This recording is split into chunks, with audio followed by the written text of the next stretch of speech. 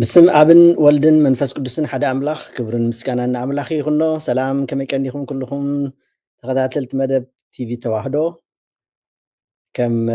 وتروخا عندنا تمليسنا مسينا دنا أزي جميرنا يدلنا تمرتي ناي قدمي مرعا قبر دلو تمرت زبليو ناي قدمي مرعا بفلاي زخا نتوم نقال كدان مئسار زدالو دلو ويتداليوم أبنا ميترشا معراف زبصحو ويون حدستي مرعوت زخونو كمون اتم دصنحنا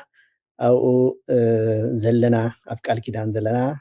نخلاتنا خطقم زخيليو بفلاي كن از ببيت كريستيان تداليو بفلاي بكفل تمرتن سبكتن ناي سمين امريكا تداليو قرب دلو مدبيزي كمتي كل غزي نبلو خا اب سمون افتنا بيتسب مدب زمحلالفي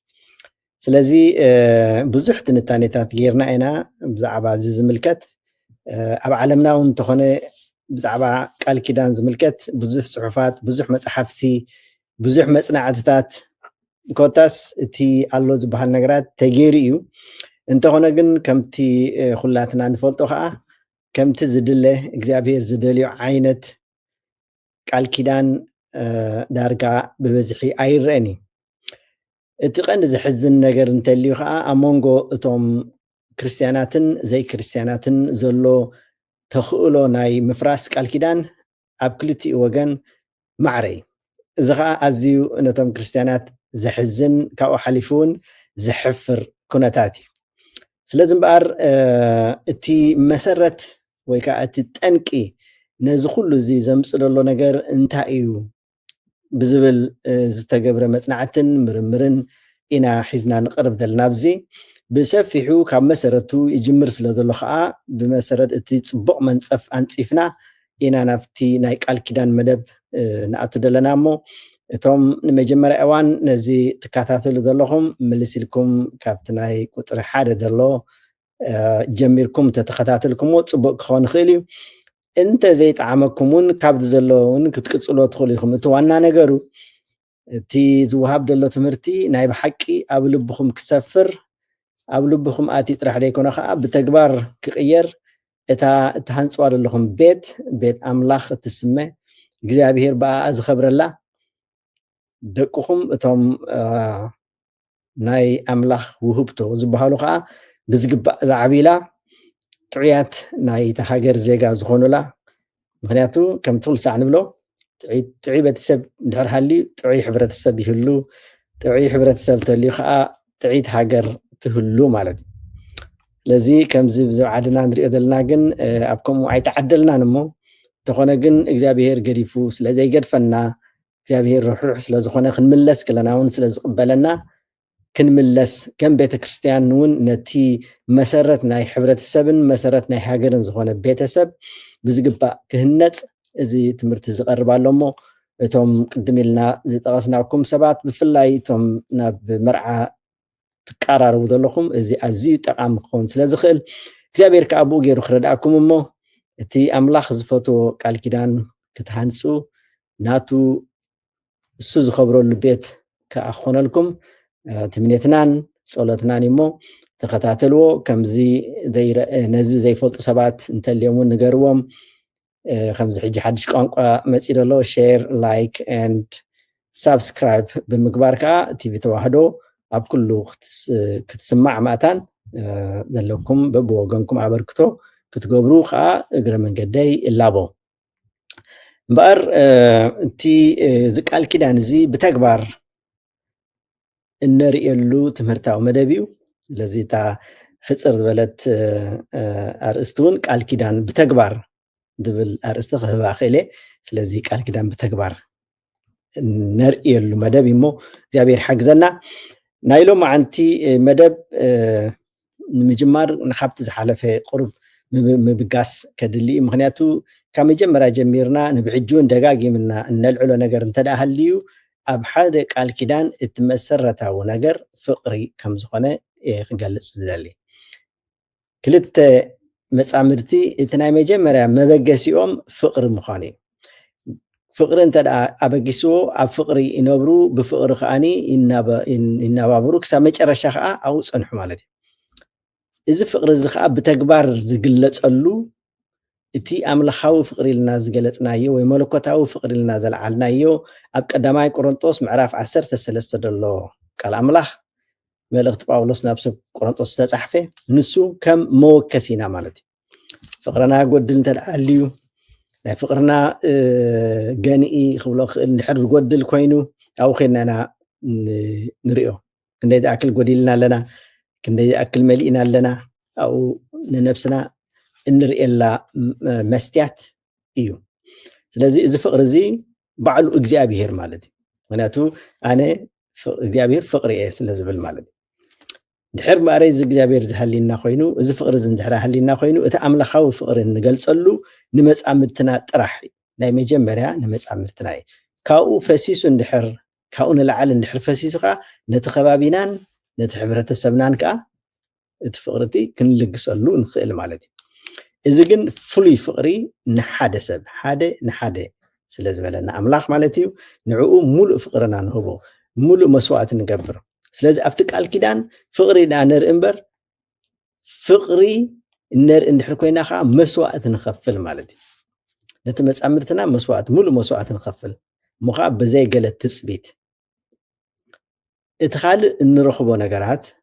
ኣብ ውሽጢ መርዓ ወይ ከዓ ኣብቲ ውሽጢ ቃል ኪዳን ኮይንና ዝመፀልና ካልኣይ ነገር ከዓ ካልኣዊ ጥቕሚ እዩ ንኣብነት ከም ፆታዊ ርክብ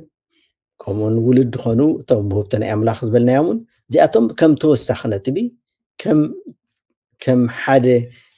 ሓደ ነገር ፅቡቅ ምስ ገበርካ ምስኡ ዝወሃበካ ምስኡ ዝወሃበና ካልኣይ ነጥቢ እዩ ተቐዳማይ ነጥቢ ግን ብፍቅሪ እንነብረሉ ብቃል ኪዳን ኣብ ቅድሚ ኣምላኽ እንመላለሰሉ ናይ መጨረሻ ህይወት ከዓ ናይ ዘላለም ህይወት እንወርሰሉ ኣብዚ ኩነት እዚ ግን መስዋዕቲ እናኸፈልና እንነብረሉ እዩ ንመን መስዋዕቲ ንኸፍል ነቲ ሓደ መፃምድትና ጥራሕ ንካልእ መስዋዕቲ ንኸፍል ኢና ክንከፍል ትኽኢልና ከዓ ወይ ሽለ ፅቡቅ መጀመርያ ግን ኣብ ውሽጢ ቤትና ማለት እዩ ስለዚ እምበኣር እዚ ፍቅሪ እዚ ከም ዝኾነ መጀመሪኡ ንገልፅ ደሊ ምስኡ ተሓይዞም ገሊኦም ሰብ እንታይ ይብሉ እቶም ማለት ብቤተሰብ ዝማርዓው እንተደኣ ኢልና ብፍላይ እቶም ናይ ቀደም ዝነበሩ ገና ብቆልዑቶም ከለዉ ስለ ዘማርዓዎም ፍቅሪኦም እንደገና ዘርእዩ እሳቶም ነንሓድ ደም ይፋቐሩ ከም ኣሕዋት ኮይኖም ከዓ ይዓብዩ ማለት እዩ እዞም ኣብዚ ሕጂ ዘለና ግን እቲ ኩነታት ስለ ዝሓለፍናዮ ፈትየያ ወይ ፈትየዮ ካብኡ ሓሊቡን ኣፍቂረዮ ወይ ኣፍቂራትኒ ኣፍቂርኒ ወይ ከዓ ኣፍቂረዮ ኢልና ኢና ንኣቶ ስለዚ ከዓ ዓይነት መስዋዕቲ እቲ ንኸፍል ማለት እዩ ስለ ዘፍቀርና ንድሕሪ ተመሊስኩም እንድሕር ሪኢኹሞ ኩሉ ተገሊፅ ስለ ዘሎ ክትመሃሩ ትኽእሉ ኢኹም ምምሃር ጥራሕ ዘይኮነ ከዓ ክትነብሩሉ እንተሎ ዝተዋህበ ናይ ኣምላኽ ትእዛዝ እሞ ንዕኡ ክነተግብሮ እግዚኣብሔር ኣምላኽ ይሓግዝ ድሕሪኡ እቲ ተኽሊል ከመይ ኢሉ እዩ ዝፍፀም ንዝበልናዮ ከዓ ብኣላይነት ካህን እዩ ዝግበር እዚ ሓደ ምስጢረ ተክሊል ማለት ናይ መርዓ ምስጢር ንብሎ ዘለና ምስጢር ዘብለና ደሎ ነገር እንታይ እዩ ምክንያቱ እቲ ዘይርአ ናይ ፀጋ መንፈስ ቅዱስ በቲ ዝርአ ገይሩ ስለ ዝግለፅ ማለት እዩ እቲ ቃል ኪዳን ከኣስረልና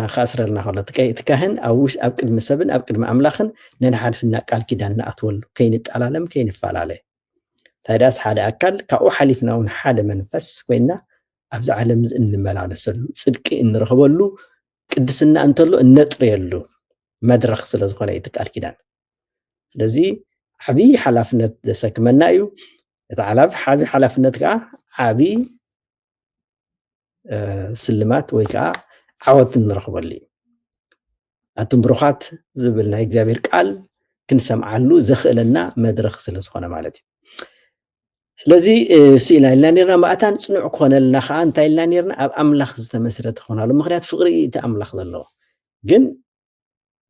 كوع ዝኾነ ክርስቶስ ከዓ ኣብኡ ኢና ክንስረት ዘለና ማለት እዩ መሰረትና እንድሕር ፍቅሪ ኮይኑ ክርስቶስ ባዕሉ እግዚኣብሔር ባዕሉ ማለት እዩ እንድሕር ኣብዚ ከውሒ እዚ ተመስሪትና ኮይና ከዓ ንፋስ ይንፈስ ውሒጅ ይምፃእ ህበብላ ይምፃእ ነታ ቤት እቲኣ ከምቲ ኣብ ከውሒ ዝተመስረተት ቤት ዘይትናቃነቕ ቤትና ከዓ ከምኡ ዘይትናቃነቕ ትኾነልና ማለት እዩ ስለዚ እታ ነገር ቀላል እያ ናይ እምነት ጉዳይ ጥራሕ ማለት እዩ እምበር ነዚ ንምትግባር ከዓ እንታይ ኢልና ካብ መክብብ ምዕራፍ 4 ቁፅሪ 12 እንታይ ዝብል ኣሎ ርኢና ነርና ዝሓለፈ እዋን ብሰለስተ ዝኸረረ ገመድሲ ኣይብትኽን እዩ ኢልና እዚ ከዓ ብሰለስተ ዝቆመ ቃል ኪዳን ከዓ ኣይብትኽን መን እቲ ሳልሳይ ሰብኣይን ሰበይትን ክልተ ሳልሳዮም ከዓ እግዚኣብሔር ኣምላኽ ማለት እዩ ናይ እግዚኣብሔር ቃል እንታይ ብለና ክልተ ወይ ሰለስተ ኮይኖም እንተደኣ ለሚኖምሲ ኩሉ ዝለመንዎ ክውሃቦም እዩ ኣነ ከዓ ምስኦም ኣለኹ ኢልና እዩ ስለዚ እምበኣር እቶም ዝተሓተ ክልተ ዝብለና ዘሎ እዞም ሰብኣይን ሰበይትን ዝኾኑ እዞም ሰብ ቃል ኪዳን እዚኣቶም እዮም እዚ መሰረታዊ ረቋሒ ቁፅሪ እግዚኣብሔር ማእታን ምሳና ክኸውን እዞም ክልተ እዚኦም እኹላት እዮም ካልኦት ደቅና ንሕቶ ወሲኾምና ከዓ ዝበለፀ ክኸውን ማለት እዩ ስለዚ እምበኣር እግዚኣብሔር ምሳና ስለ ዝህሉ መዓልታዊ ምስ ኣምላኽ እንራኸበሉ መድረኽ ወይ ከዓ ናይ ጸሎት መደብ ክህልወና ኣለዎ ማለት እዩ እዚ እንድሕር ጌርና ኩሉ ግዜ እግዚኣብሔር ፀጉኡ ስለ ዘብዝሓልና ብኡ ጌርና ክንመላለስ ንኽእል ኢና ኣብዚ ግን ክንፈልጦ ዘለና እቲ ናይ ሰይጣን ሓይሊ ሓያል ስለ ዝኾነ ኣብዚ ዓለም ዘለናዮ ንሱ ገዛኢ ስለ ዝኾነ ከም ድላይና ኮይንና ክንነብር ኣይገድፈናን እዩ እቲ ፈተናታት ኣዝዩ ከቢድ ኣዝዩ ዝተሓላለኸን ዘይስልቹን ናይ ሰይጣን መጥቃዕቲ ግን ክህልወና እዩ ምክንያቱ ሰይጣን እቲ ቀንዲ ዝፀልኦ ነገር ተልዩ እንታይ እዩ እቲ ቤተሰብ ዝበሃል ደው ከይብል ንቤተሰብ ከፍርስ ኣብዚ ሓለፈ ተገሊፅ ነይሩ ብዚ ሕጂ ዘለናይ ዓለምና እውን ነቲ ቤተሰብ ንምፍራስ ዝግበር ፃዕሪ እቲ ከቢድ ኮይኑ ዘሎ ብፍላይ ኣብዚ ምዕራባዊ ዓለም ማለት እዩ ሕጂ እምበኣር ነዚ ንምፅናዕ ኣብ ኣምላኽ ዝተመስረትና ክንከውን ኣለና ዝበልናዮ መሰረት በዚ ናይ ስላይድ እንተሎ ከእትየው በዚ ስላይድ እዚ ክንሪኦ ከለና እዚኦም እዮም እቶም ተዋእሳእቲ ናይቲ ቃል ኪዳን ሰብኣይ ሰበይቲ ነዚኦም ክልቲኦም እዚኦም ናብ ሓደ ዝጥርንፎም ከዓ መን ኣምላኽ ምስኦም ኣሎ ማለት እዩ ስለዚ በዚ እንድሕር በዚ ሰለስተ ኣካላት በዚ ሰለስተ ገመድ ዝኸረረ ቃል ኪዳን እንተዳሃሊና ብቐሊሉ ክፈርስ ኣይክእልን እዩ ኣይፈርሱን እዩ ምክንያቱ እግዚኣብሔር ኣብኡ ስለ ዘሎ ዓስቢ ዘውህበና ናይ ዘላለም ሃብቲ ናይ ዘላለም ሂወት እንረኽበሉ ስለ ዝኾነልና ማለት እዩ ስለዚ ነዚአን ነስተውዕለን እግዚኣብሔር ኣምላኽ ምስኡ ኮይንና ክንቀርቦን ምሳና ክነብርን ከዓ ንዓድሞ ሕጂ ኣብዚ ክንርኢ ከለና ንኣብነት እንታይ ንርኢ ኣለና ኣብዚ እታ ሰብኣይን ሰበይትን ብሓደ ኩርናዕ ናይዛ ሰለስተ ትራያንግል ትበሃል ብእንግሊዝኛ ሰለስተ ኩርናዕ ዘለዋ ማለት እዩ ሕጂ እቲ ከምቲ ብኣረው ትሪእዎ ዘለኹም ምናልባት እዚ ነንቀሳቕሶ ዘለኹ ኣረው ወይ እንድሕር ሪኢኹሞ እዚ ኣረው ዘርእየና ዘሎ እንታይ እታ ሰበይቲ ናብ ኣምላኽ እንዳቐረበት እንድሕር ከይዳ እቲ ሰብኣይ እውን ናብ ኣምላኽ እናቐረበ እንድሕር ኮይኑ ክልቲኦም እንታይ እንዳኾኑ ከለዉ እናተቐራረቡ ኣብ ሓደ ናይ ምምፃእ ተኽእሎ ኣለዎም ማለት ብላዕሊ ከዓ እግዚኣብሔር ንክልቲኦም የቀራረቦም ኣሎ ማለት እዩ ኣብዚ ግን እንታይ ቀንዲ ወሳኒ እዩ ናይ ገዛ ርእስና ምስ ኣምላኽ ዘለና ርክብ ማለት እዩ ንሕና ከመይ ዓይነት ክርስትያናት ኢና ናይ ብሓቂ ናይ እግዚኣብሔር ሰባት ዲና እንሪኦሉ ነፍስና እንፍትሸሉ ማለት እዩ ንሕና እንተደኣ እንድሕር ናይ ኣምላኽ ሰባት ኮይንና በቲ እግዚኣብሔር ዝበለና መንገዲ እንተደኣ ንክንከይድ ንኽእል ኮይንና ናይ ብሓቂ ንሕና እቲ ፍረ መንፈስ ዝበሃል መንፈሳዊ ፍረ ጥዑም ዝኾነ ማለት እዩ ጥዑም ዝኾነ ፍረ ንማንም ብፍላይ ከዓ ነቲ መፃምድትና ማለት እዩ በዚ መንገዲ እዚ እንድሕር ንኸይድ ኮይንና እንታይ እዩ ዝብለና ዘሎ ናብ ኣምላኽ እናቐረብና ብዝኸድና ቁፅሪ ምስታ መፃምድትና ወይ ከዓ ምስቲ መፃምድትና እናተቐራረብና ንኸይድ ማለት እዩ ኣብ መጨረሻ ከዓ ናብ ሓደ ንመፅእ እቲ ኣብ መንጎ ክልቲኦም ዝነበረ ፍልሊ እንዳተቐራረበ ከም ዝመፅእ እዩ ዘርእየና ዘሎ ከምዚ ብዝብኣሮ ዝርእየኩም ዘለኹ ማለት እዩ በኣንፃሩ እንድሕር ኮይኑ ግን ካብ ኣምላኽ እናረሓቕና ክንከይድ ከለና እንታይ ይኸውን ኣሎ ንሕና ከዓ እናተረሓቕና ክሳብ ንናሓድሕና ክንረአ ኣብ ዘይንኽእለሉ ደረጃ ንበፅሕ ማለት እዩ ስለዚ እንድሕር ኣብ እግዚኣብሔር ንውከል ሃሊና ኮይና እንድሕር እግዚአብሔር ማእከልና ኮይኑ ከምዚ ዓይነት ነንሕድሕድካ ምትፍናንን ነንሕድሕድካ ምርሕሓቅን ክኸውን ኣይክእልን እዩ ክመፅእ እውን ዝኽእል ነገር ኣይኮነን ማለት እዩ ስለዚ እቲ ምስ ኣምላኽ ዘለና ርክብ ብግልና ማለት እዩ ኣነ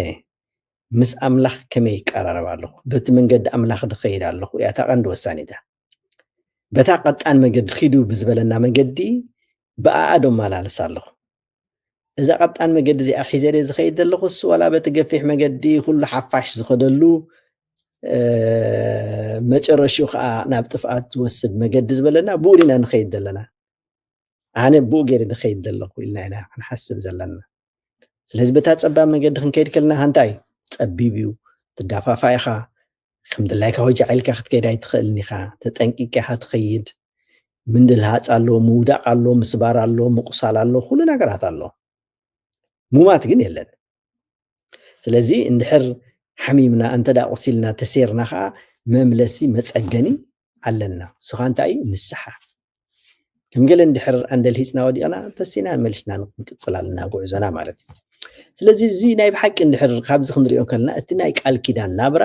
ናይ ክርስቲያን ናብራ ማለት እዩ ብሓፂሩ እቲ ሓቀኛ ክርስቲያን እቲ እግዚኣብሔር ባዕሉ ኣብኡ ዝነብረሉ ባዕሉ እግዚኣብሔር ዝንፀባረቐሉ ህይወት እንተዳ ሃሊና እታ ቃል ኪዳን እቲኣ ከዓ ልክዕ ንዕኣ ክተንፀባርቕ ሓደ እንድሕር ካብዚ ጎዲሉ እቲ ሰብኣይ ወይ ከዓ እቲ ሰበይቲ እንተደኣ ካብ ኣምላኽ እናርሓቐ ኸይዱ ከዓ እቲ ሕጂ ክንሪኦ ፀናሕና ናብ ምቅርራብ እናተረሓቐ ይማዛበል ማለት እዩ እቲ ምምዝባል እቲ ከዓ ብምንታይ ክዕረ ዝኽእል ቀዳማይ ባዕሉ እቲ ሰብ ወይ እቲ ሰብኣይ ወይ እታ ሰበይቲ ባዕሉ ከምቲ ሓንቲ ወይ ዝበልናዮ ኣብታ ቀዳማይ ቆሮንጦስ ከይዱ ናይ ብሓቂ ብዝፍቕረ ነብር ኣለኹ ኢሉ ነብሱ ብምፍታሽ ነቲ ጎዲልዎ ዘሎ ኣርኒቡ ወይ ኣርኒባ ይቕሬታ ሓቲታ ንእግዚኣብሔር ማለት እዩ ንበዓል ንብፀይት እንተሎ ማለት እዩ ናብ ንቡር መገዲ ይምለሱ ናብ ኣምላኽ ይቆርቡ ማለት እዩ እንተ ደኣ ካብዚ ወፃኢ ቀይድ በተኽ ትኾን ኮይኑ ግን ካብ ኣምላኽ ስለ ትራቕ ዘለኻ ፀጋ ኣምላኽ ስለ ዝገድፈካ ካባኻ ስለ ዝሃድም እቲ ሓድነት ናይ ኣካል ዝበልናዮ ናብ ሓድነት ናይ መንፈስ ከምፅእ ኣይክእልን እዩ ስለዚ እምበኣር ካብዚ ንርድኦ ዘለና ነገር እንታይ እዩ እዛ ስእሊ እዚኣ ኩሉ ሳብ ኣእምሮና ንቐምጣ ብፍላይ ዞም ሕጂ ጀመርቲ ዘለኹም እዛ ስእሊ እዚኣ ኣብ ኣእምሮኹም ኣቐምጥዋ ከመይ ይኸይድ ኣለኹ ናብ እግዚኣብሔር እናቐረብኩ ድየ ዝኸይድ ዘለኹ ናብ ኣምላኽ ይድቐርብ ኣለኹ በቲ መንገዲ ኣምላኽ ድኸይድ ኣለኹ ኢልና ንነፍስና ነፍሲ ወከፍና ንፈትሽ ንሕር እንተዳ ፈቲሽና ረኺብናዮ ዝበርኸብናዮ ነገር እንተዳ ሃልዩ ከዓ ብንስሓ ንመለስ ንብፀይትና ወይ ከዓ ንብፃይና ይቕሬታ ንሕተት ከምቲ ሓንቲ ወይ ከምቲ ቅድሚ ሕጂ ዝበልናዮ ብሓንቲ መዓልቲ ዝኾነ ነገር ኣይክህሉን ግን ክንላማመዶ ኣለና ማለት እዩ ነዚ ሓይሊ ክንረክብ መታን ከዓ እንታይ ክንገብር ኣለና ከምቲ ቃል ኣምላኽ ዝብሎ ለምኑ ክወሃበኩም እዩ ኳሕኩዑ ክኽፈተልኩም እዩ ከም ዝበለና ከዓ ንኳሕኩሕ እግዚኣብሔር ክኸፍተልና እዩ ንለምን እግዚኣብሔር ክህበና እዩ ስለዚ ኩሉ ቢድና እዩ ዘሎ ማለት እዩ እቲ ኩሉ ዝኽእል ኣምላኽ ክህበና እዩ ጥበብ ዝጎደሎ እንተሎ ይህበኒ ጥበብ ክህቦ የልና እዩ ዘሸግረና ልምዲ እንተዳ ሃልዩ ኮይኑ ናብ ኣምላኽ ቀሪብና ንለምኖ እሱ ከዓ እቲ ሕማቕ ልምዲ ካባና ክርሕቐልና እዩ ስለዚ ግን እንታይ ክንገብር ግን ኣለና ምሸትን ንግሆን ብሓንሳብ ኮይንና ኣብ ቅድሚ ኣምላኽ ክንቀርብ ኣለና ምክንያቱ እግዚኣብሔር ምሳና ስለ ዝኸውን ኣብ ቀረባና ምሳና ስለ ዝኸውን ቀልጢፍና ክንነግሮ ንኽእል ኢና ባዕልና እንድሕር ነጊርናዮ ንሱን ሽግርናም ስለ ዝፈልጥ ግን ክነግረና ክንነግሮ ስለ ዘድሊ ማለት ክንነግሮ ስለ ዘለና ንእግዚኣብሔር እንተዳ ነጊርናዮ እቲ ዝጎደለና ኩሉ እግዚኣብሔር ባዕሉ ክህበና እዩ በቲ ንሱ ዝህበና ሓይሊ ጌርና ዳልና ክንነብር ንኽእል እምበር በቲ ናትና ሓይሊ ጌርና ናብ ንበፅሖ የብልናን እቲ ቀፃሊ ዝኾነ ኣብ ውሽጥና ከም ዘይነፅፍ ሓይሊ ከም ኤሌክትሪክ ከም ሞተር ኮይኑ ዘንቀሳቀሰና ናይ እግዚኣብሔር ሓይሊ እዩ እንድሕር ጸሎት ዘይገርና እንተዳ በቲ መንገዲ ኣምላኽ ዘይተመላሊስና እቲ ቃል ኣምላኽ እንተዳ ዘይፈሊጥናዮ ከዓ ከምዛ ቤንዚና ዝወደት መኪና ኣብ መንገዲ ጠጠው ክንብል ኢና ወይ ከዓ ከም ሓደ ዝጠመየ ሰብ ክሰርሕ ዘይክእል መጨረሻ ተዓፂፉ ዝወድቕ ኮሚና ነፍስና ከምኡ ክትጠሚኣ ክትወድቕ እያ በቲ ፀቢብ መንገዲ ምኻድ ኣይክንክእልን ኢና ማለት እዩ በታ ፀባብ መንገዲ ከተሸግረና እያ ታዲያ ክንገብር ኣለና መዓልታዊ ሓይሊ ክንረክብ ኣለና ከምዚ ንሕና ንበልዖ ማለት እዩ ምሸት ንጎ ቀትሪ نجو قطر مشت نبلع 3 ساعة معلت نبلع توم عدلنيا تازخنا توم قال يوم كاخل 9 بلع خون قال يوم حانسا بلع خو ስለዚህ እቲ ኣብ ትክክለኛ ናብራ ዝነብር ጽቡቕ ህይወት ዘሎ 3 ግዜ ክበልዕ ግድን እዩ እንድባር ንድሕር ስጋና 3 ክሳዕ ዘድልያ ኮይኑ ነፍስና ካ ክንደይ የድልያ ካ ክንሓስበሉ ኣለና ማለት እዩ ስለዚ እንተው ሓደ ክንትስእ ክንድቅስ ምስቲ ብፃይና ወይ ከዓ ምስተ ብፀይትና ኮይና እንተሎ ምስቶም እግዚአብሔር ዝሃበና ውህብቶ ዝኾኑ ፍረ ውልዳትና ኮይና ከዓ ጸሎት ንገብር ናብ እግዚአብሔር ንቀርብ እቲ ዝጎደለና ሓይሊ ሃበና ንብሎ እቲ ኣብ ውሽጥና ንኽነብር ዘሰክፈናን ዘጸግመናን ዘሎ ከዓ ኣርሕቐልና ንብሎ ስለዚ ከምዚ ጌርና ክንጥዮ ከለና እግዚአብሔር ከዓኒ ድልው እዩ ለምኑ ክወሃበኩም ኢልና ቃሉ እዩ እቲ ዘይሕሱ ኣምላኽ እቲ ዝበሎ ዘተግብር ኣምላኽ ካ ክገብረልና እዩ ነዚ ዘለናይ ዓለም እንተሎ ንነብስና ማለት እዩ ካብ ዘይ ምንባር ናብ ምንባር ዘምፃኣልና ኣምላኽ ነዛ ቤት እዚኣ ንክድልድል እዛ ቤት እዚኣ ንክትዓቢ መብራህቲ ዝኾነ እግዚአብሔር ከዓ እውን ክበርህ ዘይገብረሉ ኣብነት የለን ወይ ሸለዳ ንሕና እሙናት ኮይና ኣብ ቅድሚ ኣምላኽ ንቕረብ ብሓንሳብ ኮይና ብገርህነት ንመስዋዕቲ ተዳሊና ኣብ ፍቕሪ ደው ኢልና ንእግዚአብሔር ንለምኖ እግዚአብሔር ካ ክህበና እዩ እዚኣ ናይ ብሓቂ እግዚአብሔር ዘቐመጠልና እዩ እንገብሮ መፅናዕቲ የብልናን እንጎዮ ጉያ ኣይኮነን ገንዘብ ነውፅኦ ኣይኮነን እንታይ ደኣስ ሕልናና ጥራሕ ልብና ናብ ኣምላኽ ምኽፋት ጥራሒት ዘድልየና ማለት ኣብዚ ሕጂ ዘለና እዋን ምናልባት ዓለምና ይኹን ሃገርና ይኹን ከቢድ ፈተና ይሓልፍ ስለ ዘሎ ኣብዚ ከቢድ ፈተና እዚ ነቲ ሰናይ ነገራት ንምርኣይ ዓይንና ፅልግልግ ክብለና ክእል በቲ እንሪኦን ንሰምዖን ዘለና ተፀሊና ማለት እዩ እንታይ ደኣ ከምዚ ንብሎ ዘለና ጌርና ግን ብሸትን ንጎኒ ኣምላኽና እንድሕር ለሚንናዮ እግዚአብሔር ክህበና እዩ ምክንያቱ እግዚአብሔር ዝሕሱ ኣይኮነን እቲ ዘይሕሱ ኣምላኽ ኩሉ ክገብረልና እዩ ኣብዚ ክንርድኦ ዘለና ነገራት ከዓ ንሕና ንኣምላኽ ንልምኖ ንሕና ንክንጥቀም እዩ በርንዑ ክንጠቕሞ ኣይኮነን ናብ ኣምላኽ ክንቀርብ ከለና ንሱ እዩ ንዓና ዝህበና ንሕና ኢና ካብኡ ንጥቀም ካብ እግዚአብሔር ካባና ዝጥቀሞ ነገር የለን ብባህሪዩ ሙሉእ እግዚአብሔር ኣምላኽ ጎደሎ ስለ ዘይብሉ ንሕና ኣይንምላኣሉ ኣይንቕንሰሉ ንሕና ግን ናብኡ ክንፅጋዕ ከለና ግን እዚ ዘይበሃል በረኸት ንረክብ ንኽእል እታ ኣብ ከውሒ መጀመርያ ኣብ ከውሒ ክንስርታ ንኽእል ነታ ቤትና ኣብ ከውሒ እንድሕር ሰሪትናያ ከዓኒ ከፅንዓ ከዓ ይኽእል ማለት እዩ እዚ ፍቕሪ ድበልናዮ መለኮታዊ ዝኾነ ፍቕሪ ኣብ ቀዳማይ ቆሮንጦስ ምዕራፍ 13 ዘሎ ፍቕሪ ኣብ ተግባር ከነርእዮ ንኽእል ማለት እዩ እዚ ፍቕሪ እዚ ኣብ ተግባር እተውዕል ቤት ኣብ ተግባር ዘውዕል ሰብ ቃል ኪዳን እዚኣቶም ብዝኾነ ይኹን መገዲ ቤቶም ክነቓንቕ ቤቶም ክፈርስ ኣይክእልን እዩ ክንዲ ድላይ ዝኾነ ንፋስ በልዎ ህቦብላ በልዎ ሓዊ በልዎ ኮታስ በዚ ዓለም እዚ ክመፅእ ዝኽእል ዘጥፍእ ፀገማት ተፃዊሩ ክኸይድ ይኽእል እዚ ናይ እግዚአብሔር ኣምላኽ ቃል ኪዳን እዩ ብናይ እግዚአብሔር ቃል እንታይ ዝብል ቃል ኣምላኽ ቃል ኣምላኽ ካብ ዝሓልፍሲ መሬት ሰማይን መሬትን ክሓልፍ ይቐልል እዩ ዝብል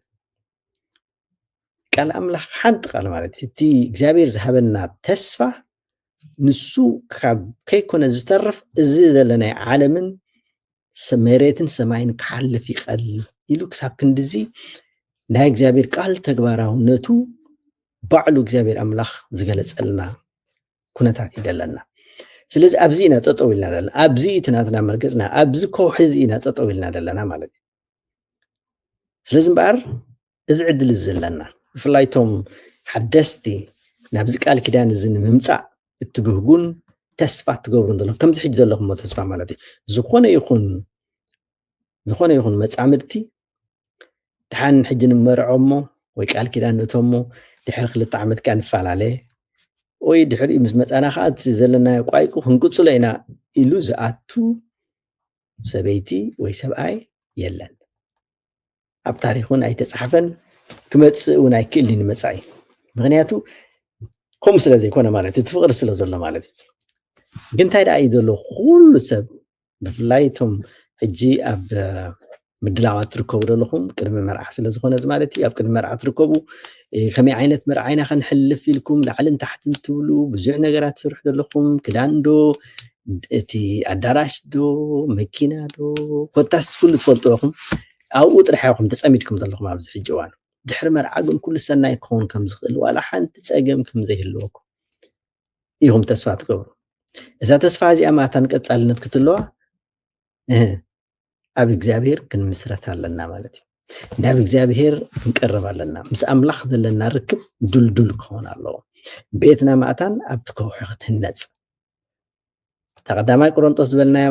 መለኮታዊ ፍቅሪ ከዓ ነንብባ ንፍለጣ ኣብኣ ንነፍስና ንፈትሻ ከም ገለ ፅልግልግ ክብለና ከሎ ወይ ድኻም ክረኣየና ከሎ ናብኣ ኸድና ንፈትሽ ኣበየ ጥፍኤ ዘለኹ ክልክዕ ከምዚ ጂፒኤስ ንሪኦ ማለት እዩ ኣበየናይ ቦታ እየ ዘለኹ ኢልካ ትርኢ ልክዕ ንሕና ከዓ ከምኡ ጌርና ክንርኢ የድልየና ማለት እዩ ስለዚ እምበኣርስ ብጣዕሚ ኣዝዩ መሰረታዊ ዝኾነ ነገር እየ ዝዛረብ ዘለኹ ኣዝዩ መሰረታዊ ኣዝዩ ሓቂ እዩ ናይ ብሓቂ ካብ ውሕስነት ዝህብ ማለት እዩ በዚ ስእሊ መሰረት ጌርና ንነብር ንድሕር ኮይና በዚ ስእሊ መሰረት ጌርና ናብራና ክነጣጥሕ ኢልና እንተዳ ንሓስብ ኮይና ንሕና ናይ ብሓቂ ውሕስና ኣለና ማለት እዩ ናትና ቃል ኪዳን ውሑስ እዩ ዘፍርሶ የብሉ ዝብትነ የብሉ ሙሉእ ፍቅሪ ዘለዎ ማለት እዩ ነዚ ሓላፍነት ዝወስድ ከዓ ባይ ዘ ወይ እቲ ሰብኣይ ምክንያቱ ሰብኣይ ርእሲ ናይታ ገዛ ስለ ዝኾነ ማለት እዩ ርእሲ ናይታ ገዛ ስለ ዝኾነ ሓላፍነት ይወስድ እዚ ቅድም ክንብሎ ፀናሕና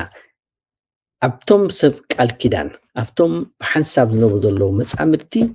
ብሓንሳብ ኮይኖም ናብ ኣምላኽ ንክቐርቡ ፀሎት ንክገብሩ ኣብ ቤቶም እንተለውን ነቲ ናይ ቃል ኣምላኽ ክፈልጥዎ ፃዕርታት ንክካይዱ ሓላፍነት ዝወስድ እቲ ሰብኣይ እዩ ሰበይቲ ካብ እቲ ሓደ ወገን ናትካ ሓላፍነት እኒኣነ እንታይ ኣገደሰኒ ክትብል ኣይግባእን እዩ ንሰብኣያ ክትዘኻኽር ክትሕግዞ ክትድግፎ ከዓ ናታ ተራ እዩ ንሱ ዘይበለኒ ኣነ ዳታ ኣገደሰኒ ዝበሃል ነገር ኣይኮነን ናይ ክልቲኻ ስራሕ ሓደ እንተ ደኣ ድሕሪት ተሪፉ ክጎተና እዩ ደይ ምዑሪ ዝተማዛበለ ካይዳ ማለት እዩ ድሕር ደይ ምዑሪ ኮይኑ እንድሕር ተማዛቢሉ ከዓ ብትክክል ሽጡኡ ክወቅዕ ኣይክእልን እዩ ክበሃል ይከኣል እዩ ስለዚ እምበኣር ተሓጋጊትና ዝግበር ነገር ማለት እዩ ግን ከም ሓላፍነት እቲ ሰብኣይ ከም መዘኻኸሪት ከም ደጋፊት ከዓ እታ ሰበይቲ ሓሳብ ብምሃብ ደገፍ ኮታስ ብኩሉ መገዲ ማለት እዩ እቲ ደገፍ ዝበሃል ዘሎ ብሓንቲ ወገን ጥራሕ ኣይኮነን ብኩሉ መዳይ ማለት እዩ ዳሕራይ ከንታይ ከይተሓለልካ ማለት እዩ ከላት ትማሊ ነጊሬ እንድሕጂ ከዓ ምንጋር ኣድልየኒ ኢልካ ደይኮነ ማለት እዩ ከይተሓለልካ እዩ ምክንያቱ እታ ፍቅሪ ኣይትሕለልን እያ ኣይትቐብፅን እያ ምክንያቱ ዳሕራይ ከዓ እንታይ ኢና ኢልና ዘለና ብዘይ ገለ ትፅቢት እዩ